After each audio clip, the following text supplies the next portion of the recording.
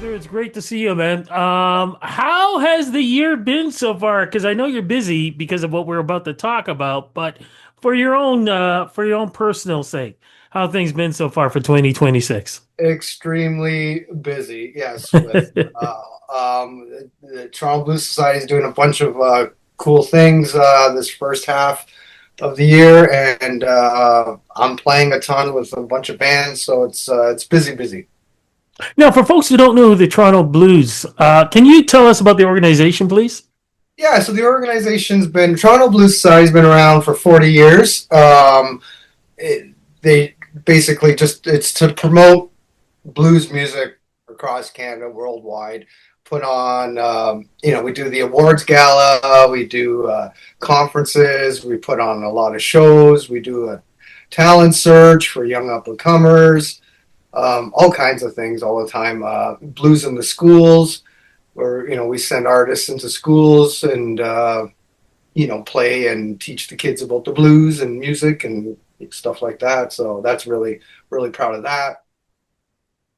I, Uh, I, I know when I was younger, I understood it a lot better than, say, maybe the younger generation today. But for people, and I know you can definitely agree with me on this.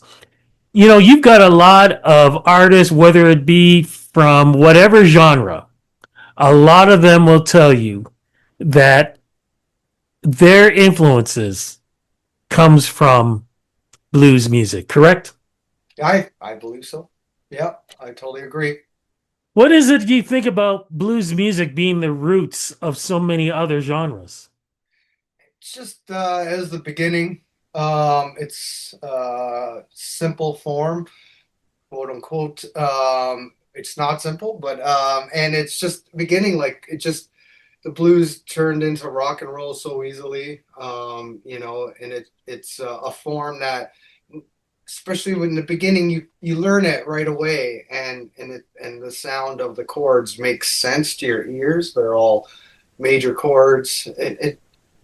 I could talk for hours, but it's just the beginning, right? It's where it started.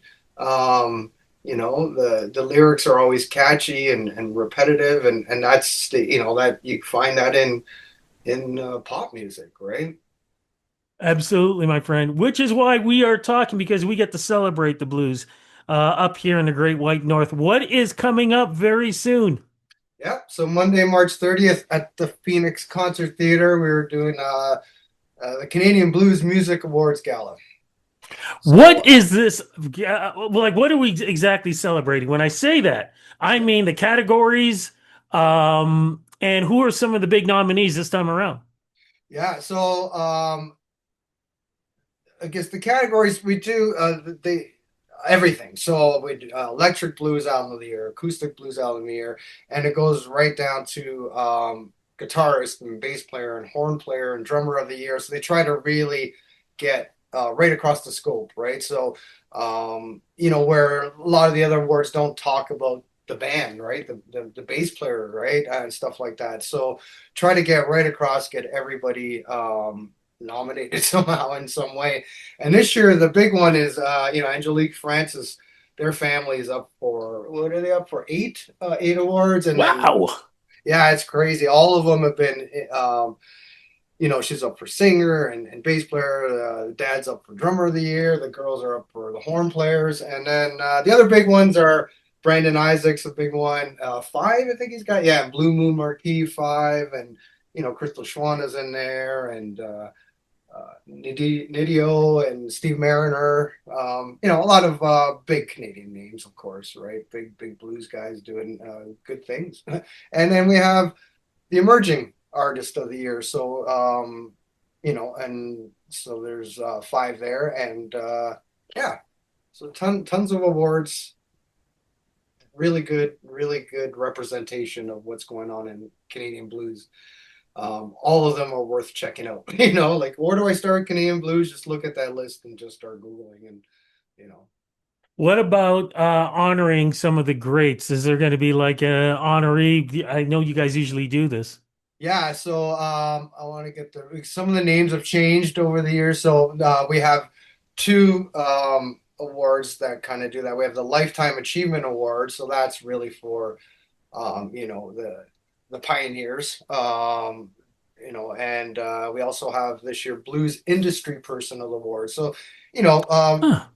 giving respect to the people that are putting on the blues shows, right? That are helping the artists, that are getting the festivals going. So that's a new one, and newish one, and just different wording. But yeah, so that's respect right across, right? Like it's not just the players; it's the people that get us the gigs that Now, deserve. when is your name going to be on that list, man? My band is up for merging, which is Ah, cool. Yeah, so that's cool. Glen Marie and the Mojo Train. Yeah, so that's fun. Yeah, so we'll see what happens there. And the cool thing we're doing this year, like to talk, the awards is generally we give out the awards and we have six featured performers playing. I should probably give that list. So the performers this year, really proud to have Danny Marks as the host and a performer. So glad to have him on board. He's so excited. Steve Mariner, Crystal Shawanda, Kenny Blues Boss Wayne, Brandon Isaac, and Dana Wiley, who's from Secondhand Dream Car. They're going to be the performers. And what we've done this year is we've invited all the emerging blues artists to perform in some way. So right after the show's done, we're having an after party in the room where a bunch of those musicians will play. Yeah, they'll play, 2, 3 songs with their band, so they could represent themselves very well. So, yeah, and then Ollie Owens is going to play right after the awards. She's going to play in the back bar while we set up the main stage again, like clean it up. So she'll play there. Yeah, so they're all going to play. So everybody, um, will get the show. The TBS board really wanted to start pushing the emerging a lot. It's hard because the top people, the Danny Marks, the Crystals, they sell the tickets, right? And people want to see them, but people also need to know who's coming up and what the future of blues is going to look like in the next 5 years. well, that's very true because I know two of the names, Dream Car and Crystal.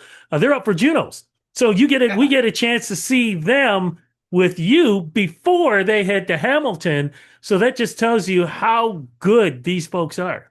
yeah, it's great. It's great that we're happening at the same time, so that a lot of crossover. They're gonna go there and then come here, and yeah, it's great.